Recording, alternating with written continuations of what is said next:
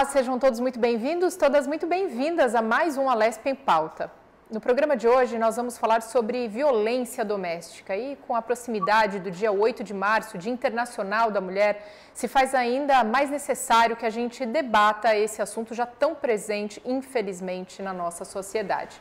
Eu tenho alguns dados alarmantes aqui. O número de medidas protetivas de 2022 para 2023 teve um aumento superior a 50% no pedido de medidas protetivas. Para falar sobre esse assunto, tenho dois convidados. Jane Petrizo, psicóloga do CRAVE, que está conosco presencialmente em nossos estúdios, e de forma remota nos acompanha o Dr. Leonardo Marcondes Madureira, advogado especialista em direito de família. Sejam bem-vindos. Muito obrigado, Mariane. Obrigado pelo convite. É um prazer estar aqui com você e com a doutora Jane, esclarecendo as dúvidas hoje da audiência da Alesp. Jane? Obrigada. Bom dia a todos. Bom dia, doutor. Bom dia, Mariana. Vamos lá, Leonardo, começa falando pra gente, quando a gente fala sobre violência doméstica, a violência não precisa necessariamente ser só física, existem diferentes tipos. Explica elas pra gente. Exatamente. Inclusive, na Lei Maria da Penha, Mariana, a gente tem a previsibilidade de todas essas situações de violência. Então, a gente vai ter a violência física, a gente tem a violência psicológica, a gente tem a violência patrimonial, a gente tem também violência processual. Todas essas situações aí, elas vão... a violência, todas as formas, assim como a física, ela machuca. Então, se você recebeu uma ofensa, se você foi ignorada, se você foi exposta a uma situação vexatória, essa é uma possibilidade de violência psicológica restrita aos seus bens, né, restrita de acesso aos bens, muitas vezes numa relação, mesmo não só uma relação afetiva, mas como também uma relação familiar, pode acontecer uma situação de violência patrimonial, como a gente teve o episódio recente aí da atriz Larissa Manoela, que foi vítima de violência patrimonial por parte da família. Então, todas essas situações aí, elas podem utilizar da Lei Maria da Penha, tanto para pedir uma medida protetiva, quanto também para a condenação do agressor em uma situação de violência, e o tipo penal vai ser conforme qual foi o ato praticado. Então, as pessoas têm que ter muita atenção que não é só o bater que gera essa consequência, e não é só ele também que vai gerar a possibilidade de responsabilização e afastamento do agressor, mas todas essas outras possibilidades aí que eu falei também. E mesmo dentro de um processo judicial, quando está discutindo, às vezes, uma partilha depois da separação, está discutindo a pensão dos filhos, está discutindo a guarda dos filhos, também existem limites para a atuação do advogado e o que ele pode colocar ali dentro do processo. Então, se ele extrapola esses limites, também pode acontecer uma situação ali de violência processual, ou mesmo até mesmo o requerido, ou requerente, né? Se o ex-companheiro, essa pessoa que comete a agressão, independente do polo que ela esteja, às vezes ela pode utilizar a audiência como um palco para te ofender, né, trazendo mentiras e excedendo ali o que a gente tem como limite dentro de uma atuação processual, do que pode ser cabível num processo, que nada mais é do que um meio de resolução de um conflito, de uma divergência, onde um terceiro, o juiz, vai tomar uma decisão aplicando a legislação brasileira. Então, se você passa por algum tipo dessas situações, você já tem pretexto, sim, e possibilidade de fazer essa denúncia e responsabilizar o agressor. Jane, agora explica pra gente um pouco mais sobre o CRAVE. Ele existe desde 1998 para combater e para prestar quais serviços? Então, ele foi criado em cumprimento ao artigo 245 da Constituição Federal, né, para atendimento a vítimas de crime contra a vida, homicídio, feminicídio e latrocínio. O CRAVE atende tanto o crime tentado como consumado. No caso do crime tentado, quando a vítima sobrevive, a gente atende a vítima direta. Quando o crime é consumado, a gente atende a vítima indireta, que são familiares, amigos, enfim, pessoas que de alguma forma ficaram impactadas com aquela tragédia. O que a gente observa? De 2015, 2016 para cá, os cartórios da custódia começaram a mandar casos de violência doméstica. Porque se percebeu que alguns casos, felizmente não todos, mas alguns casos de violência doméstica acabavam virando feminicídio, ou pelo menos tentativa de feminicídio, né? Então, eles encaminham para a gente, até que em 2017 foi firmado um acordo oficial, um termo de acordo entre a Secretaria de Justiça e o Tribunal de Justiça de São Paulo. Então, agora sim, agora é oficial, os cartórios de custódia mandam esses casos de violência doméstica para o CRAVE, que no caso sou eu que recebo, né? A minha função é receber a sentença, entro em contato com a vítima, informo o resultado da audiência, informo as medidas protetivas que ela tem direito, informo o número do processo e aonde ela deve se dirigir, porque esse processo não fica no Fórum da Barra Funda, ele vai para o Fórum da região onde ocorreu a violência. São Paulo tem um fórum na Zona Norte, um na Zona Oeste, 2 na Zona Sul e 3 na Zona Leste. Então, dependendo do endereço de onde se deu a violência, a vítima tem que se dirigir para lá, até mais ou menos uma semana depois da audiência ali, e ela se apresenta como vítima, leva o número de processo, ela pega uma senha para ela. Esta senha é para ela acompanhar o processo pela internet. Aí ela vai acompanhando o andamento do processo. O que a gente percebe é assim, não sei se o doutor vai concordar comigo, o feminicídio é a ponta do iceberg. Não em todos os casos, claro, isso não é regra geral, mas muitas vezes o feminicídio é a ponta, ou a tentativa, né? É a ponta do iceberg. A gente vai olhar por trás, tem muito violência psicológica, violência patrimonial, violência sexual, né? É uma série de coisas que vai acumulando e aí realmente, se não se tomar uma atitude, ou se a mulher, né, não buscar ajuda, pode culminar no feminicídio mesmo. Olha, para você ter uma ideia, de 2017 para cá, eu atendi na violência doméstica 5.200 casos. Só o ano passado, 1.000 casos de violência doméstica. E aí, assim, gente, quando claro, se a vítima fica internada, foi muito machucada, se percebe que foi uma violência muito forte, que ela precisou ficar internada, quase morreu, aí configura como tentativa de feminicídio. Aí o caso é nosso. Aí eu encaminho para a nossa triagem. Nós temos um setor de triagem, contatua com a vítima, pega todas as informações que necessita, oferece o serviço, em a vítima aceitando, nós fazemos um acolhimento, é uma assistente social que faz isso. A triagem é uma assistente social, o acolhimento é outra assistente social, 1, 2 sessões, e em havendo interesse, nós temos o atendimento psicológico também. O que eu acho legal lá no Fórum da Barra Funda, o pessoal tem uma parceria com a Defensoria Pública e com a promotoria. E a gente percebe assim que algumas vítimas, mesmo nos casos de feminicídio, homicídio, elas tudo bem, elas querem um apoio psicológico, mas elas querem também a orientação jurídica. Tem muita vítima que busca o CRAV, e até aproveitando a fala do doutor, né? Atrás de orientação jurídica. Então a gente tem pessoal da Defensoria uma vez por semana, que aliás é hoje. Eles dão plantão lá, né? Tem sempre um advogado lá para dar plantão presencial. E durante a semana, enfim, eles atendem tanto presencialmente como online. Nós também, né? A gente tem uma flexibilidade para facilitar para a vítima dela ser atendida presencialmente ou online. A gente pede, né, que pelo menos uma vez no início a vítima vá presencialmente, até para a gente conhecer, conversar bem, mas se houver necessidade a gente pode atender online também, né? Então o serviço do CRAV é esse, é com vítimas de crimes contra a vida. Felizmente, nós temos essa parceria com a Defensoria e com o MP, então, quando há necessidade, a gente encaminha, né, se socorre das orientações deles. E temos também estagiários da PUC, da Unifesp, que nos auxiliam também no atendimento dessas vítimas. No meu caso, como não é recorte do CRAV, a violência doméstica, eu só encaminho para o CRAV se houve mesmo uma violência muito grande, né, ou poderia causar uma tentativa de feminicídio ou chegar a consumar. Os outros casos eu encaminho para a rede. São Paulo tem uma rede muito vasta, separada por Zona Norte, Sul, Leste, Oeste. Tem os CRMs, que são Centro de Referência da Mulher, e tem o CDCM, Centro de Defesa e Cidadania da Mulher. E aí eles oferecem orientação social, psicológica, jurídica também. Tá? Tem a Casa da Mulher Brasileira, algumas mulheres são acolhidas lá, né? Então, a gente está com uma parceria boa com esse pessoal, até com a própria segurança pública, né? A gente tem contato com as delegacias da mulher, direto, né? Então, mas o atendimento específico do CRAV é vítima de crime contra a vida, ou tentado ou consumado. O que está fora disso, eu recebo e eu distribuo para a rede socioassistencial. Agora, doutor, essa fala da Jane nos atenta para a importância da denúncia, realmente, né? A gente sabe que muitas mulheres não conseguem chegar nesse passo, seja porque são dependentes, muitas vezes emocional ou financeiramente, desse parceiro, como o senhor citou nos bastidores, até por medo de perder realmente a guarda dos filhos, por exemplo, por não ter condições, mas, enfim, por um fato ou outro, acabam não denunciando, né? Exatamente, Mariana. Eu quero chamar a atenção aí para 2 pontos. O primeiro deles é que quando você está imersa numa situação de violência, você não consegue, às vezes, enxergar qual é a complexidade daquilo, e uma técnica utilizada pelo agressor é te isolar da sua rede de apoio.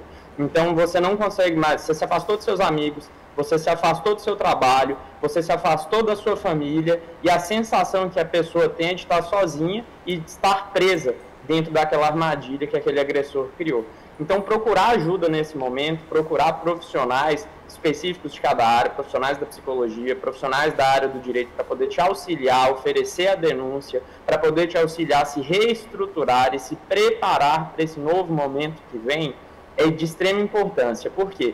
Você vai descobrir que você consegue viver sem aquela pessoa, você vai descobrir que você pode pedir alimentos compensatórios porque se dedicou àquele relacionamento, então você não vai ter esse problema financeiro que você acredita que vai ter. Você passa a saber que pode ter direito a uma partilha de bens. Se você tiver filhos, você passa a saber que você tem direito à guarda unilateral dos seus filhos, porque foi feita uma alteração no Código Civil no dia 30 de outubro do ano passado, com a Lei 14.713 de 2023, que determinou que a partir de agora, mulheres que são vítimas, mães que são vítimas de situações de violência, podem requerer a guarda unilateral e o juiz deverá conceder obrigatoriamente essa guarda em favor da mãe.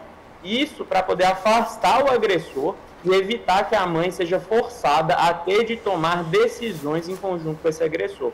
Porque, lembrando, guarda compartilhada é o compartilhamento das decisões sobre a criação do filho, onde ele vai estudar quais são os valores que vão ser introduzidos na vida dele, qual vai ser o médico que ele vai frequentar, quais serão os círculos sociais que ele vai participar e outras questões que envolvem o desenvolvimento dele. Então, afastando essa pessoa desse tipo de decisão, evita que você tenha de se desgastar ainda mais conversando com o agressor. Sobre a importância da denúncia, a doutora foi perfeita e extremamente pontual nisso. Porque quando você não faz a denúncia, normalmente até para um relacionamento, ninguém começa se relacionando com uma pessoa abusiva, né? No início, todo mundo acha que está se relacionando com a melhor pessoa do mundo, a pessoa que você quer construir uma família, que você quer criar um projeto de vida junto com ela. Só que depois essa pessoa vai se revelando. E da mesma forma como ela não se revelou no início do relacionamento, a agressão ela é uma escada. Então começa com pequenas ofensas, uma brincadeira de mau gosto, depois começa com um abuso psicológico, com uma manipulação, evolui para uma agressão física, até por fim poder chegar ao infeliz episódio de feminicídio. Então quando você quebra esse ciclo e o mais cedo possível, quanto antes, melhor, você evita que você venha a sofrer aí consequências cada vez mais graves em função da atuação desse agressor. Então, muito cuidado. Quando for romper esse ciclo, procure ajuda e rompa por completo. Não deixe que ele utilize pontas, inclusive aí um elo muito forte, que é um filho, né? Se vocês tiverem um filho, para que ele continue abusando de você. Então, romper tudo isso, procurar esses profissionais é o que vai fazer toda a diferença no seu bem-estar físico e emocional. Jane, qual a maior dificuldade dessas mulheres que você percebe em denunciar? Olha, eu me atrevi a classificar a mulherada em três tipos, né? Tem aquela mulher que acha que faz parte do casamento, que isso é assim mesmo, ela cresceu num clima de violência, então é a função dela aturar, né? Só vai para uma atitude maior quando há uma agressão mais violenta, ela precisa ser encaminhada ao hospital, essas coisas. Tem aquela mulher que depende, como disse o doutor, depende financeiramente do marido. E tem o terceiro grupo que eu acho o pior de todos, eu acho o mais triste, é a mulher que até reconhece que o cara se excedeu, mas a culpa é dela. Ela provocou, ela causou, é uma ausência de autoestima, gente, total. A gente procura encaminhar, quando a gente encaminha para a rede, é justamente também por conta do atendimento psicológico, né? A mulher, ela não tem muita noção assim, ela se responsabiliza. Tanto é que, olha, vítimas que eu ligo, né? Elas querem retirar a queixa. Não, queixa não dá para retirar. Já foi feito o BO, já teve a custódia, queixa não dá. Ah, mas então eu quero retirar a medida protetiva, porque eu tenho filhos, ele tem que ver os filhos. A gente até orienta, dá para tirar a medida protetiva, sim, né? Mas assim, a gente deixa bem claro que o fato dela retirar a medida protetiva não vai interferir no julgamento do cara depois. Não é porque ela retira a medida protetiva que ele tem a chance de ser liberado no julgamento, né? Então, isso a gente deixa bem claro. Mas eu percebo assim, falta muita orientação. Esse terceiro grupo de mulheres me preocupa, entendeu? Porque elas assumem para si a responsabilidade da violência. E não é por aí, né?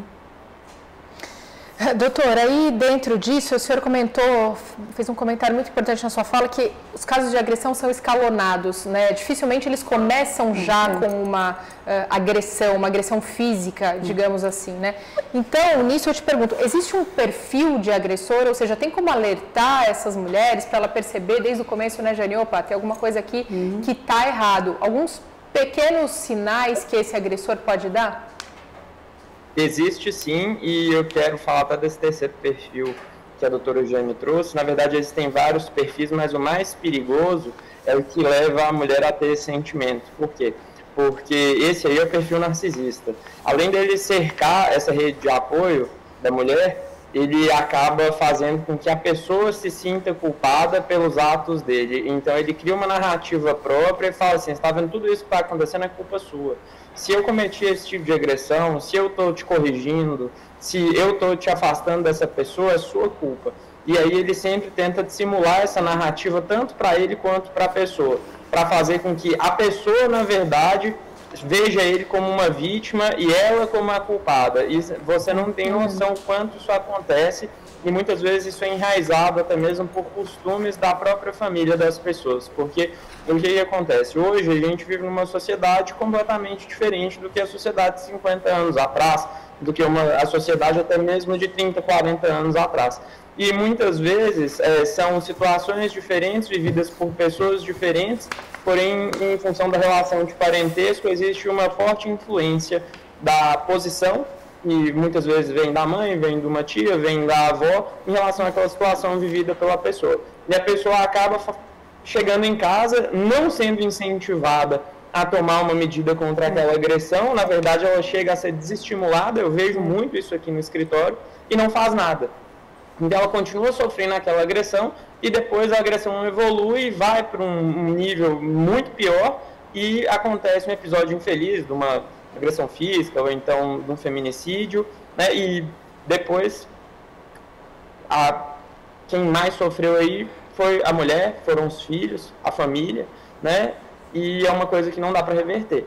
Então, o que eu percebo nesse perfil de agressor, nesse perfil narcisista?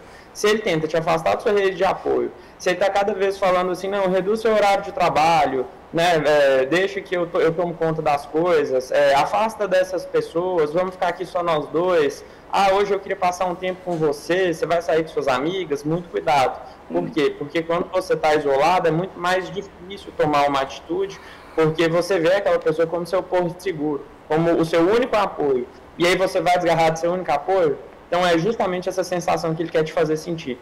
E sempre quando uma pessoa tentar dissimular uma narrativa, por mais que você veja que ela está errada, mas ela tenta te convencer que na verdade a culpa dela ter agido daquela forma, ou daquilo que tem acontecido é sua, provavelmente você está lidando com esse terceiro tipo aí que a doutora pontuou muito bem, que é o narcisista. E ele é o pior, porque você fica se sentindo culpada pelas atitudes que ele toma.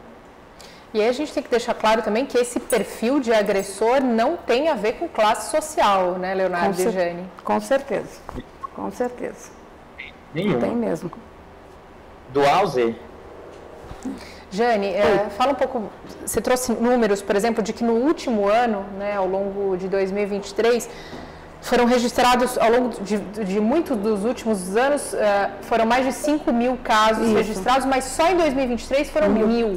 Então, assim, quer dizer, é um crescimento exponencial realmente, né, de mulheres aí vítimas de violência. Por quê? A que você atribui isso? Tem relação com a pandemia? Tem outras relações? Você acha que, na verdade, o que havia era uma subnotificação antes e agora cada vez mais as mulheres têm coragem de procurar ajuda? Eu vou optar pela subnotificação, né? Porque na pandemia realmente aumentou, as pessoas ficaram mais tempo em casa, mais tempo confinadas, né? Mas passou e continua crescendo, né? Agora, a subnotificação ainda é muito... Qual é o cálculo que a gente faz lá? Bom, se mil, gente, é o caso que dá flagrante na delegacia que chega para audiência de custódia. Deve ter pelo menos o triplo disso que não chega, que não chega aí, né? Então, assim, eu acredito que com todo esse movimento que a gente tem feito nos últimos anos, né, de conscientização da mulher, a tendência é aumentar. Pelo menos é o que a gente espera, que a subnotificação diminua, né, que os casos exclusos diminuam e que venha à tona mais casos desse, né. Agora, doutora, eu não sei se eu queria compartilhar uma coisa, não sei se ele tem conhecimento disso, uma coisa que eu particularmente tenho observado no meu trabalho lá. Tem aumentado muito, eu vou começar até a fazer uma estatística disso aí, tem aumentado muito a violência com animais. Por exemplo, o cara sabe que se agredir a mulher, ele é preso, né? Então ele agride o gatinho, o cachorrinho, o pets da casa, né? E aí, pega nela, né? Ele quer destruí-la, quer acabar com ela, então ele atinge o bichinho de estimação. Isso está começando a ficar frequente, viu? Eu estou observando que está começando a me preocupar. Sabe, a gente teve um caso semana passada, o cara bateu na namorada, na irmã da namorada, na vizinha da namorada, que foi apartar, e catou o cachorrinho da namorada e jogou pela janela do apartamento. Para quê? Claro, ele acabou com a menina, né? Se ele queria destruir, né? Então, eu estou, assim, um pouco preocupada, né? Talvez seja cedo ainda, mas está me chamando a atenção que a violência com pets, como forma de agressão da companheira, como forma de agredir a mulher, e sem não pegar uma prisão, né? Está aumentando um pouco. Doutor, pode ser uma forma de agressão psicológica contra a vítima, isso que a Jane traz? Psicológica e material, né? Porque a gente tem que lembrar de duas coisas. Primeiro, a classificação dos animais, isso aqui eu estou falando para o direito, tá? Mas a classificação dos animais, que antes eram bens e agora são semoventes, mas mesmo assim eles são considerados um patrimônio da pessoa. Então, quando existe essa violência contra os animais, é uma forma de violência psicológica e também patrimonial. Assim como quando a pessoa chega e quebra a casa inteira, quebra algum objeto que a companheira gosta. Então, são situações, sim, aí, tanto de violência patrimonial quanto psicológica. E falando sobre a estatística, a subnotificação que a doutora falou, isso é muito claro, porque olha a seguinte observação. Tem uma pesquisa que pergunta assim, quantas mulheres sentem que já foram assediadas, que é uma forma de violência? Aí se coloca uma estatística de, algumas pesquisas falam de 6 em 10, outras de 7 em 10. 7 ou 6 em cada 10 mulheres já foram assediadas, que é uma forma de violência. Mas quando se faz a pergunta de quem de fato já sofreu a violência, aí o número cai para 3.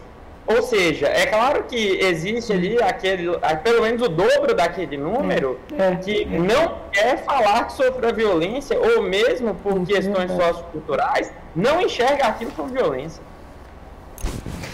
Jane, você falou sobre um outro ponto muito importante, que inclusive vocês atendem, né, que são os familiares dessas vítimas, né? Sim. Por exemplo, vítimas de feminicídio. Sim. Né? Quando a mãe, então, morre, né, ou quando a filha ou a irmã, enfim, os parentes que ficam, imagino que procurem ajuda com vocês também. Qual é a extensão desse prejuízo psicológico para essa família? Olha, é enorme, né, porque quando a vítima sobrevive, ainda tem com que trabalhar em cima. Agora, quando... Tem até um documentário muito bom aí, chama Ela Não Volta, se vocês puderem ver. Quando você não tem mais aquela pessoa, porque isso aqui descamba para a família toda, filho, mãe, vizinho, né, todas as pessoas que tinham contato com aquela família. Nós temos casos de parentes, né, de vítimas de feminicídio que ficam lá no CRAV 1, 2 anos. Tem gente que está 5, né? Precisa do atendimento, né? É muito grande. E assim, o desdobramento disso, tanto a nível psicológico como material, é muito grande. As pessoas ficam doentes, as pessoas perdem bens, perdem o ânimo, muitas, né, perdem a vontade de viver em decorrência daquela perda. Então, assim, o prejuízo é emocional, chega até a ser material, é muito grande. E aí vai depender, olha, eu vou te dar um exemplo. Eu que falo com as vítimas de violência doméstica, eu falo com a vítima para passar o número de processo, medida protetiva. Tem vítima que eu faço isso em 10 minutos. Tem vítima que eu fico 30, 40 minutos com ela no telefone, que ela quer falar, ela quer chorar, ela quer contar. Muitas vezes, gente, é o único ambiente, fora do ambiente policial e judiciário, que ela tem oportunidade de se colocar, entendeu? E no acompanhamento de vítimas pós-feminicídio é a mesma coisa, né? Algumas vítimas reagem, né, com mais, não vou dizer rapidez, mas reagem mais prontamente, outras não. Outras ficam tremendamente fragilizadas e vai muito da forma como se perdeu, né? Eu não gosto de comparar a perda de filho, gente, é perda de filho em qualquer circunstância, mas você até faz uma diferença da mãe que perdeu o filho, porque o filho tomou um tiro, e da outra que perdeu um filho porque ele foi espancado. Aí é uma morte lenta, é uma morte mais dolorosa, né, que a gente tem nesse caso lá também. Então, até a forma como a vítima vem a óbito vai pesar no tempo de acompanhamento. Não é regra isso, mas muitas vezes influencia no tempo de acompanhamento daquela vítima, porque é mais... Eu não vou dizer que tem coisa que é mais fácil elaborar, não. Perda de filho é perda de filho, nada é fácil de elaborar. Mas as circunstâncias em que esse filho partiu pesam, né, para quem está sendo acompanhado, para quem está buscando atendimento, para quem está à procura de um tratamento, de uma outra estabilidade. Doutor, e aí como fica esse suporte para quem fica, né, para a família, para os parentes próximos dessas vítimas de feminicídio? Perfeito, Mariana. Aí a gente vai ter, dentro dessa situação, 3 pontos importantíssimos que eles precisam ser trabalhados. Primeiro, o aspecto educativo, para se educar a população para evitar esse tipo de situação, sob perspectiva de igualdade de gênero, sob perspectiva de não haver mais esse comportamento sociocultural de agressão, literalmente educar as pessoas para evitar que o problema aconteça. Segundo, o aspecto punitivo, punir quem faz isso, punições severas para quem comete situações de violência doméstica, porque a punição também é uma forma de coibir que aquela situação aconteça. Em terceiro lugar, o caráter restaurativo é justamente, e agora as famílias que foram vítimas dessa situação, elas não só viram o agressor ser punido, porque isso é importante para as pessoas, como também elas receberam um apoio do Estado e dos profissionais elencados pelo Estado para que eles possam ajudar ela, e quem tiver condições de contratar profissionais particulares também é interessante para reforçar, que ela possa superar aquele trauma sofrido. Hoje existem várias iniciativas, tá, de diversas instituições. O Brasil é um país que avança bastante nisso, apesar de ainda ter, no caráter educativo, ainda ter algumas falhas de educar a população e evitar esse tipo de situação, mas hoje já tem iniciativa do Ministério Público de colocar esses agressores frente a frente e com outras pessoas para que eles vejam qual foi o mal que eles causaram. A punição, ela também tem evoluído bastante, né, no sentido da defesa dos direitos das mulheres. Então eu vejo que a gente está indo por um caminho bom, mas ainda tem alguns pontos a serem trabalhados, principalmente na questão de educar a população para poder evitar esse tipo de situação. Diane? Concordo com ele, realmente, há necessidade de uma formação, né, de uma educação no geral, né, tanto para as mulheres de não se submeterem a determinados tratamentos, né, doutor, como dos homens de não cometerem determinados comportamentos. Eu acho que, gente, caráter a gente forma no berço, é família, sabe, é estrutura de personalidade, né? Então, eu sinto também, eu concordo com o doutor, a necessidade de uma educação, de um preparo maior para a gente tentar amenizar essa questão da violência. E aí tem uma pergunta para a Jane e para o doutor também. Isso começaria na base, por exemplo? Começaria com alunos desde o ensino médio, o ensino fundamental, com noções básicas aí realmente de cidadania, de respeitar diferentes tipos de gêneros? Qual seria a sugestão? Olha, eu acho que sim, mas poderia começar até antes, né, doutor? Até no berço, tá? Até com a família em casa. E da própria casa, exatamente. Eu vejo que isso tem avançado muito, sabe? Principalmente nas novas gerações, cada vez mais tem se tido uma visão do papel do homem e da mulher de uma forma muito diferente do que se tinha no passado. Então eu vejo que a gente vem avançando, mas também é importante reforçar essa situação desde o ensino básico, né, mostrando que o respeito e a possibilidade de convivência, o dever de convivência, ele deve existir entre as pessoas, independente da idade. né? Então, como sociedade, só dá para ir para frente se todo mundo tiver oportunidade e direito de poder conviver, opinar e participar da construção social. Então, é isso que eu vejo que precisa ser trabalhado de uma forma mais incisiva e também mostrar, eu vejo que, claro, isso aí depois vem de uma certa maturidade das pessoas, mas mostrar qual foi o mal, né, que aquilo causa na sociedade e também as consequências que quem faz aquilo pode ter. Então, eu vejo que assim a gente vai conseguir evitar bastante e trabalhar os 3 pilares que eu falei, que é o educativo, o punitivo e o restaurativo. Jane, é possível mudar o comportamento, ou a mente, ou a visão de um agressor?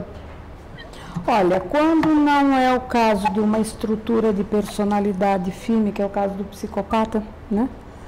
É possível sim. Agora, determinados comportamentos que estão arraigados na estrutura da personalidade, ele pode até mudar por um tempo, mas depois ele volta.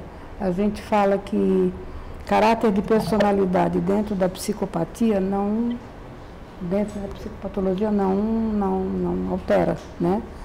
Mas é possível sim, infelizmente é uma minoria esse pessoal, então é possível sim com educação, com preparo, é possível sim. Eu acredito muito nisso, né? Se não acreditar, né, na mudança, aí fica difícil a gente continuar, né, vivendo nesse mundo, né? Eu acredito sim. Eu mesma tenho exemplos, já vi casos, né, em igrejas, em instituições, que a pessoa muda comportamento, né? Agora, aquilo que está arraigado, que é a estrutura de personalidade, difícil, né? Aí sim, aí é um pouco difícil. Como é que eu queria dar um exemplo aqui. Olha, eu não sei, doutor, a gente teve um caso lá, eu não vou sem citar nomes, né? O cara deu um couro na mulher, na filha, ninguém morreu, todo mundo sobreviveu, a criança ficou paraplégica, né? Eles estão presos, a mãe e o padrasto estão presos, o pai está com a guarda da criança e está sendo acompanhado pela gente lá. O caso do cara que picotou um poodle lá para mostrar para o filho, eu vou fazer isso aqui com a tua mãe, picotou um cachorrinho de 1 ano e meio. Esse tipo de perversidade, crueldade refinada, eu tenho, não sei o que o doutor acha, eu tenho um pé atrás, entendeu? Porque existe um gozo, vamos dizer assim, né, no sofrimento do outro. Existe uma satisfação muito grande em provocar o sofrimento no outro, né? Então, eu acredito que seja possível sim, mas eu acho que a gente tem que ver o tipo de agressão, o tipo de conduta que a pessoa teve para perpetrar essa agressão. Às vezes não é uma questão de momento, é a estrutura de personalidade. A gente sabe que a violência, doutor, não sei se o senhor concorda comigo, a violência, ela se retroalimenta. Via de regra, quem sofreu algum tipo de violência, não precisa ser doméstico, mas pode, né, praticar isso depois. Não, isso é passível de ser trabalhado. Mas algumas coisas alguns comportamentos eu acho que tem que ser muito bem observados, porque estão arraigados na personalidade da pessoa. Não pode passar por um tempo, mas não vai mudar. Bom, doutor, por favor, o senhor quer concluir? 2 pontos importantes que eu queria trazer a respeito dessa situação primeiro, sobre quando existe essa situação das crianças, a gente já teve vários casos aqui assim, às vezes o pai arranca a cabeça do ursinho de pelúcia e fala que vai fazer aquilo com a mãe da criança, quebra brinquedos falando que vai ser aquilo que a criança vai sofrer se ela contar a respeito de determinada situação, e existe um remédio para isso sim, tá? O remédio é o pedido da extensão da medida protetiva, que na verdade seria uma cautelar, um afastamento da convivência do pai, onde o próprio juiz da vara criminal ele pode conceder, ou então se ele não tiver elementos suficientes para conceder, ele vai abrir um estudo psicossocial e vai remeter ao juiz da vara de família. Então é importantíssimo que no momento que você for oferecer denúncia, se você tiver notícia a respeito dessa situação, leve o seu filho até a polícia, porque a polícia tem psicólogos da polícia que ouvem a criança, vão ouvir a criança separado de você, para que não haja nenhum tipo de indução a um determinado depoimento, né? E aí o psicólogo ele vai saber fazer as perguntas certas, porque às vezes fazendo uma pergunta direta a criança não vai responder, para que possa constar aquilo nos autos e o juiz da vara criminal possa lapidar ou remeter ao juiz de família. O segundo ponto é sobre isso que a doutora falou, sobre passar a violência para frente. E existe alguns estudos que falam que o ser humano, ele, apesar de toda a nossa inteligência, a gente aprende muito pela imitação ou então por fazer justamente o contrário daquilo que a gente aprendeu. Então, em situações de violência, é extremamente comum que as pessoas passem aqui para frente, né, e que façam aquilo com os filhos, e depois os filhos façam com os netos, e acaba virando um ciclo vicioso de violência. Então, por isso que é tão importante quebrar esse ciclo assertivamente, tendo aí algumas leis que afastam esses agressores das crianças, né, tiram o poder desses agressores de tomar decisões e estarem influenciando essas pessoas para que no futuro elas não se tornem outros agressores também. Muito bem, doutor Jânio, a gente vai fazer um rápido intervalo, daqui a pouquinho a gente volta com mais debate, até já.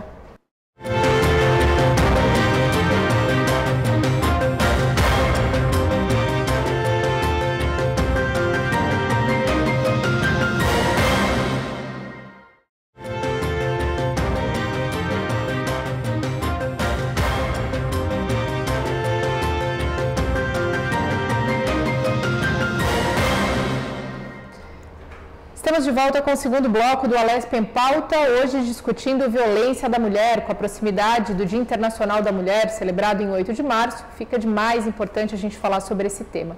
E aí, Jane, como nós conversávamos no primeiro bloco, dando seguimento, eu gostaria que você comentasse sobre a importância das DDMs, das Delegacias da Mulher, principalmente no momento como você relatou para a gente, onde tem aumentado e muito esse número de casos. Sim, nossa, é de suma importância. Infelizmente, Delegacia da Mulher nunca é demais. Parece que cada vez precisa ter mais, né? O atendimento é muito bom, é um primeiro apoio que a mulher recebe e tem sido, até então, tem sido suficiente, mas meu receio é que se implantarem mais delegacias, mais casos vão aparecer, porque a gente sabe que tem muita subnotificação, né? Nós temos, o CRAV tem folders espalhados em delegacias da mulher, no IML, em postos de saúde, em hospitais. Então, às vezes, a vítima está passando por ali, até por um outro motivo, que não é esse da violência, e vê, né?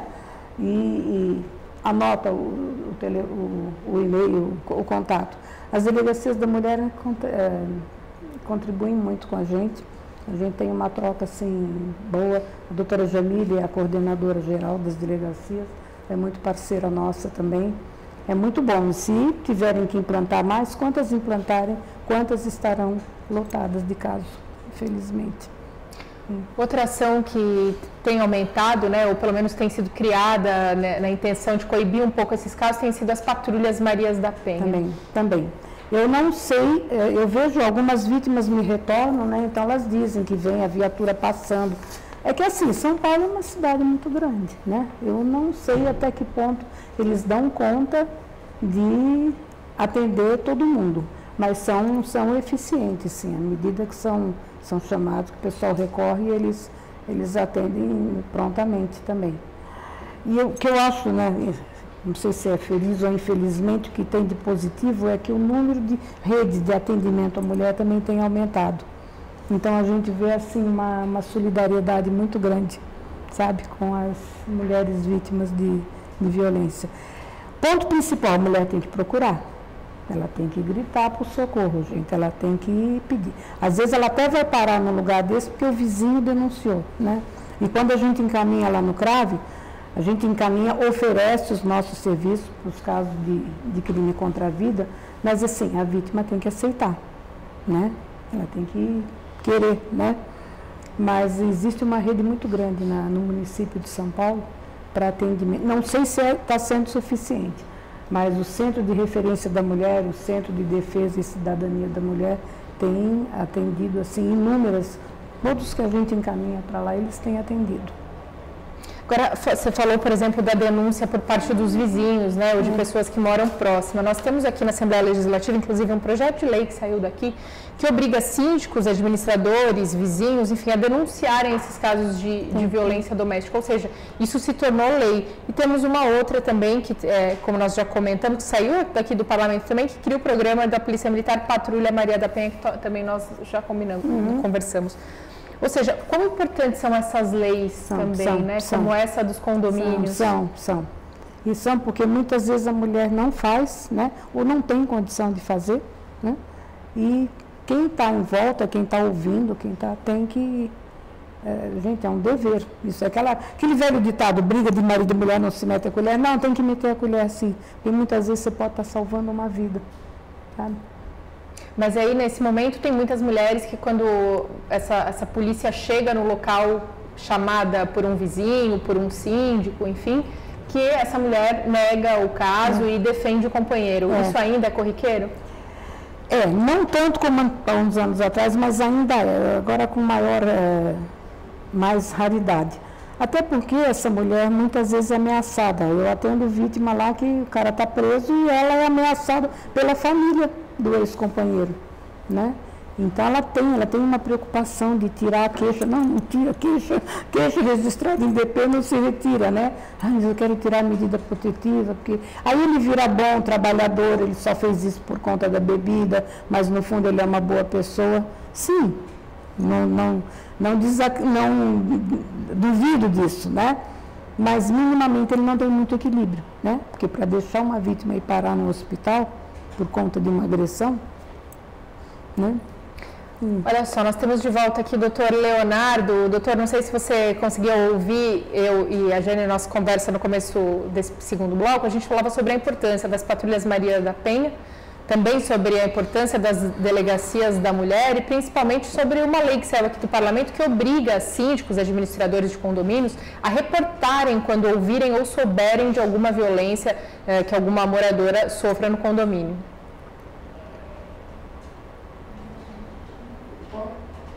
Você nos ouve, doutor? Ouço sim, perfeito, não estava desativado. É muito importante você trazer esse ponto, porque um dos maiores motivadores de denúncias, na verdade, são vizinhos, né? Que percebem a situação de violência e acabam comunicando à polícia, só que é claro que também tem de haver ali uma vontade da vítima de relatar os fatos, porque vai precisar da materialidade e vai precisar que a vítima traga sua história, sua narrativa, e também produza provas para que aquele processo de violência doméstica vá para frente.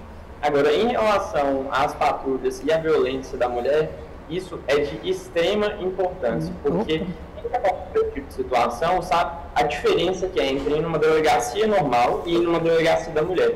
Por exemplo, o que a gente faz com as nossas clientes? A gente instrui elas durante toda a oitiva. Até quando você está com um advogado, é totalmente diferente. Eu vou falar uma coisa aqui que eu já vi acontecer por diversas vezes. Em delegacias comuns, existe praticamente uma orientação de desestimular as mulheres a oferecerem a denúncia. E aí, muitas vezes, elas chegam lá e começam perguntas assim, mas de fato isso aconteceu mesmo? Você tem certeza? Foi assim? Né? Mas você vê isso como uma violência? Então, a pessoa que já está muitas vezes atordoada por toda aquela situação, que já está extremamente machucada, quando ouve esse tipo de indagação, ela fala, não sei, vou deixar para lá, e aí ela acaba sendo prejudicada e aquela violência acaba evoluindo. A doutora trouxe um ponto também muito interessante sobre a mudança de comportamento dos agressores, e mais uma vez eu penso no perfil narcisista, que o que eles fazem? Às vezes eles vão dando pequenas pitadas de gentileza, levem um jantar, faz uma viagem, dá uma coisa que a pessoa quer, como uma forma de manter a pessoa presa naquela armadilha da agressão e falar assim, não, na verdade eu sou uma pessoa boa, você que está enxergando errado, tá vendo? E a pessoa cria uma dificuldade ainda maior de quebrar esse ciclo, justamente por causa dessas pequenas doses de gentileza que o agressor vem cometendo.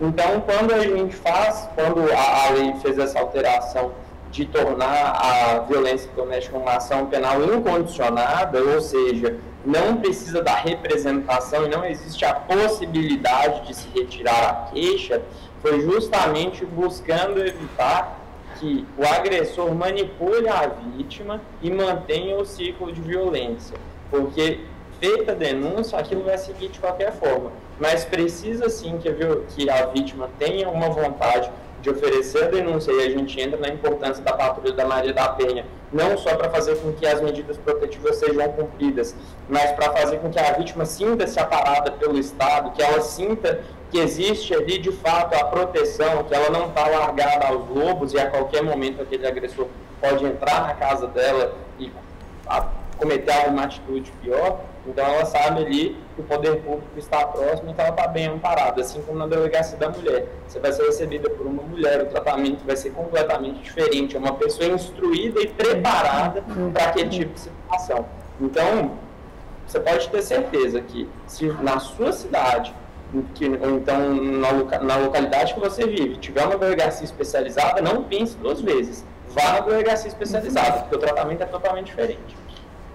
Agora, você comentaram, né? A doutora comentou aqui pra gente, por exemplo, sobre a capital, a realidade que é aqui na capital. Né? Tem aumentado muito, ou é muito difícil essas rondas, né, da Maria da Penha, porque realmente a gente sabe que o território é muito grande, é muito extenso. Agora, infelizmente, a violência doméstica não é uma realidade só nas grandes metrópoles, ou só nas grandes capitais, ou nas regiões metropolitanas, mas principalmente no interior, né? Quando a gente vai para as zonas rurais, por exemplo, isso muitas vezes aumenta ainda mais, porque aí sim, voltando na questão da subnotificação, aí acontece a subnotificação. Porque muitas vezes essa mulher que mora num lugar mais ermo, num sítio, numa zona rural, às vezes não consegue nem se locomover até a cidade, até um centro onde tenha uma delegacia para poder fazer essa denúncia, né, Gênio? Olha, são 9 unidades do CRAV no estado de São Paulo, né? A que atende violência doméstica, que tem esse termo de acordo, é o CRAV Central, aqui da Barra Funda, né? As outras não, as outras se limitam aos crimes contra a vida. Então tem Araçatuba, Baixada Santista, que tem Santos e São Vicente, Barueri, Caieiras, Guarulhos, Pindamonhangaba, Suzano, mas elas se reportam mais os crimes contra a vida. Mas a gente sabe que até chegar aí, né, tem muita, como eu falei, a ponta do iceberg, né? Por baixo tem muita coisa, já vinha acontecendo antes. Eu comentei aqui com ela, doutor, que delegacia da mulher nunca é demais. Isso que ele falou da delegacia comum, eu já ouvi de vítimas, né, que vão registrar queixo numa delegacia normal e o pessoal, não é tudo isso, pensa bem, né? Quer dizer, não estou, por favor, não estou desmerecendo a delegacia normal, mas eles não têm aquela atenção, aquele olhar que tem o pessoal da delegacia da mulher, né? Então eu acho que no interior nós temos poucas. Né? Não é toda cidade que tem delegacia da mulher. Isso é muito importante, porque aí é uma forma de surgirem mais notificações, né? Então não tem. Quando chega, só chega lá na ponta do iceberg. Doutor? E um problema que acaba se agravando, não só por causa da ausência da delegacia da mulher, mas também por causa que a questão cultural no interior é mais forte, né?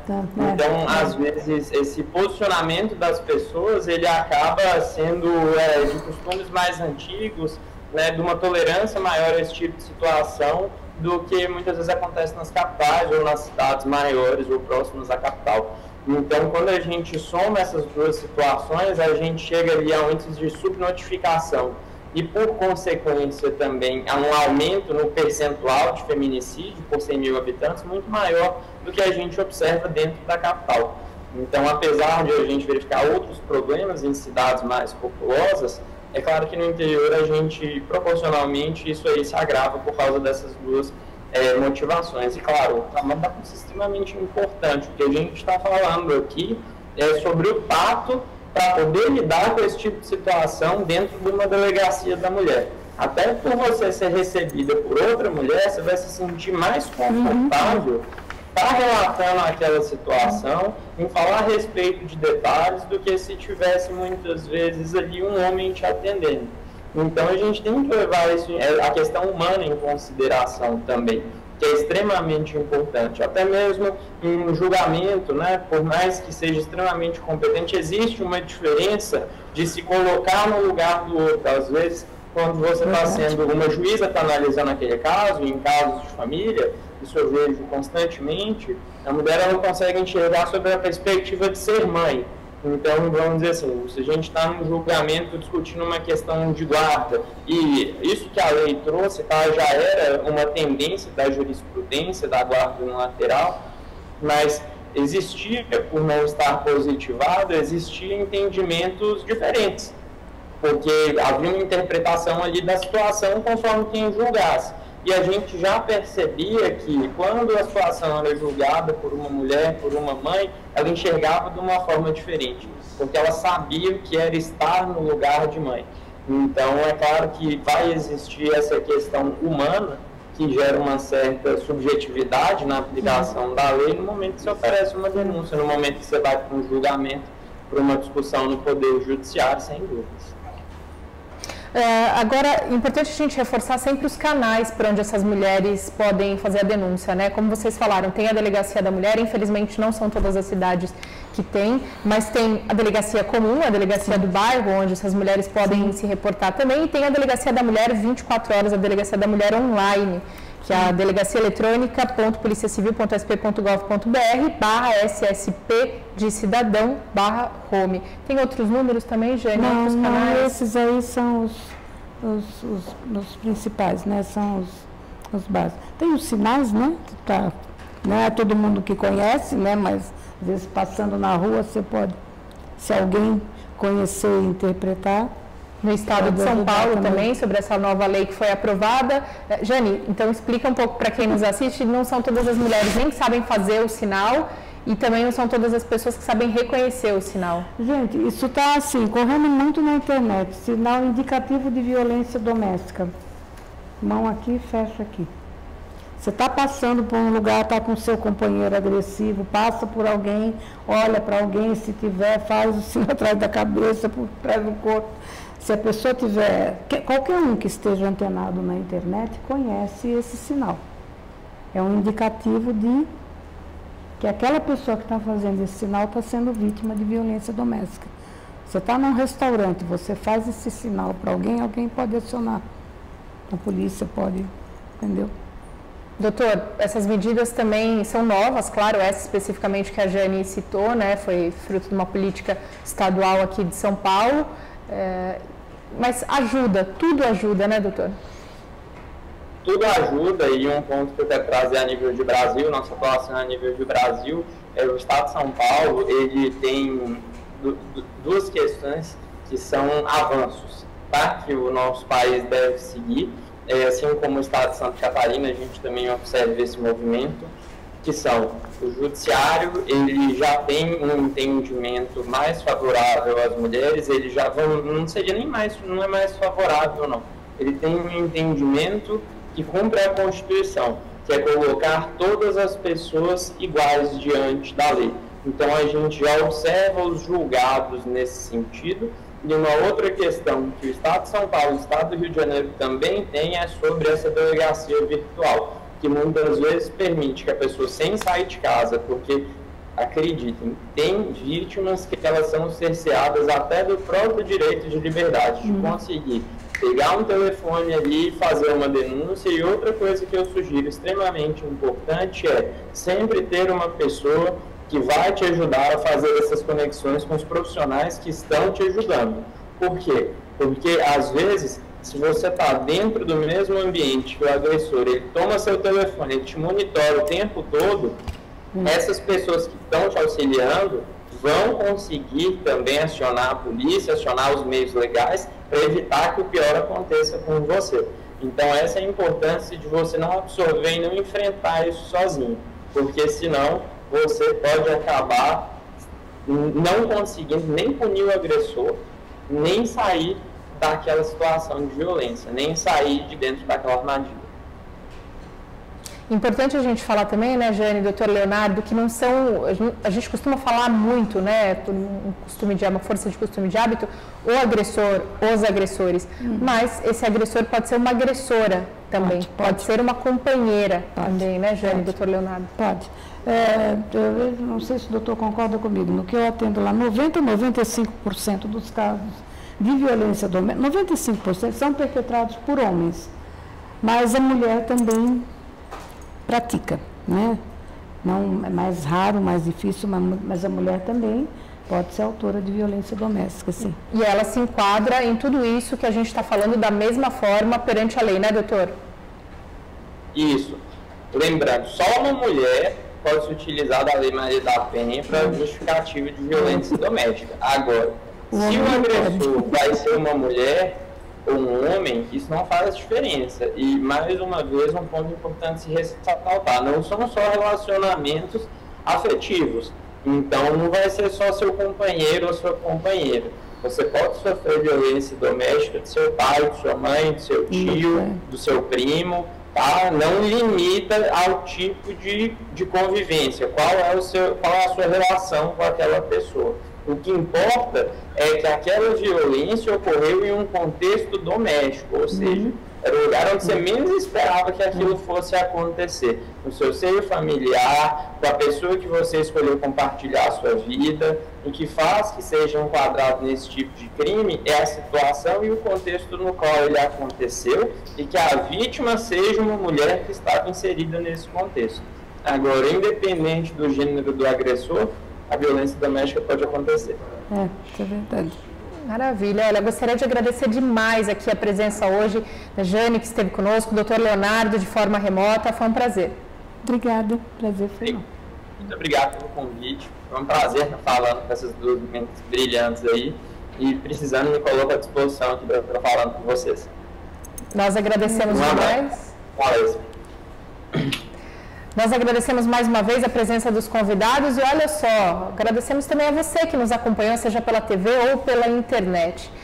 Você já sabe, a gente continua se vendo ao longo da programação da Rede Alesp. Até lá!